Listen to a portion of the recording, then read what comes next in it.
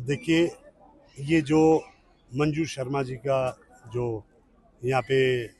मृत्यु हुई है इस हॉस्पिटल में, और परिजनों की ये शिकायत थी कि लापरवाही और एक गैर जिम्मेदाराना जो एक रवैया के कारण जो डॉक्टर और नर्सिस के जो थे उसकी वजह से उन्हें बहुत आहत पहुंची थी। बिल्कुल मैं मानता हूं कि जो डॉक्टर जो होते हैं वो भगवान का रूप होते हैं, और हर कोई एक उनकी काबिलियत से ज़्यादा उनके व्यवहार पे सबकी नज़र रहती है।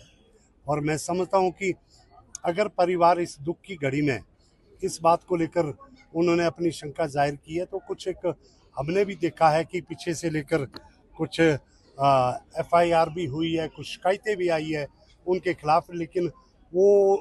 उनके व्यवहार में कुछ सुधार नहीं हुआ। तो उसकी वजह से मैं आज, जैसे ही मैंने ये मामला माननीय मुख्यमंत्री जी को मैंने दूरभाष पे समझाया और उन्होंने मुझे पूछा कि क्या होना चाहिए,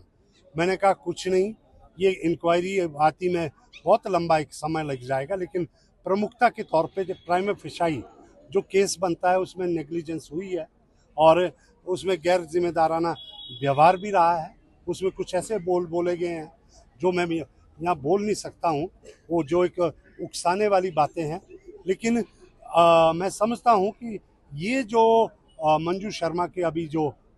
ये जो हुआ है, उनका निधन हुआ है यहाँ पे हॉस्पिटल में उपचार दौरान, ये एक बहुत ही विषय समाज में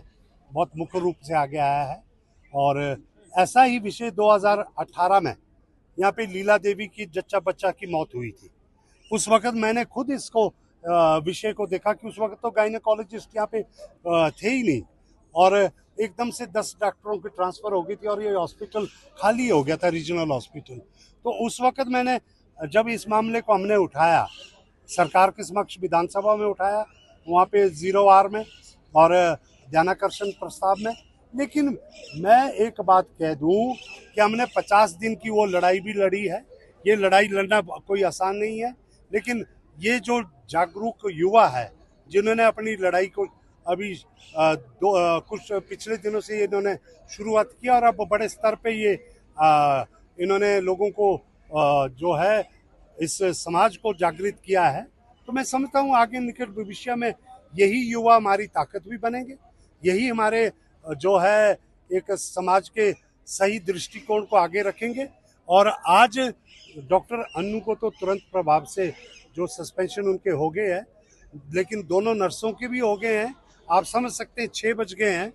सेक्रेटेरिएट से डायरेक्टरेट की दूरी बहुत है, वहाँ से साइन होकर सुबह हमारे को ये आ जाएंगे। और सभी से माननीय मुख्यमंत्री जी का मैं बहुत धन्यवादी हूँ कि उन संवेदनशीलता दिखाते हुए कुल्लू हॉस्पिटल के लिए और भी कुछ बातें वो और दिन में करूँगा कि बड़ी बड़ी 15 करोड़ की एक मशीन आ रही है, 5 करोड़ का और इक्विपमेंट आ रहा है, बहुत कुछ होने वाला है। वो मैं तिगबेड़ हॉस्पिटल में या हमारे सारे सिविल हॉस्पिटल्स में क्या क्या होगा बाद में बात करूँगा। लेकिन आज मंजू शर्मा को इन युवाओं ने न्याय दिलाने में जो मुझे भी इनके साथ जुड़ने का मौका मिला, इसके लिए मैं माननीय मुख्यमंत्री और माननीय स्वास्थ्य मंत्री जी का धन्यवाद करते हैं कि उन्होंने तुरंत प्रभाव से इस जो है कार्रवाई को अमल में लाया।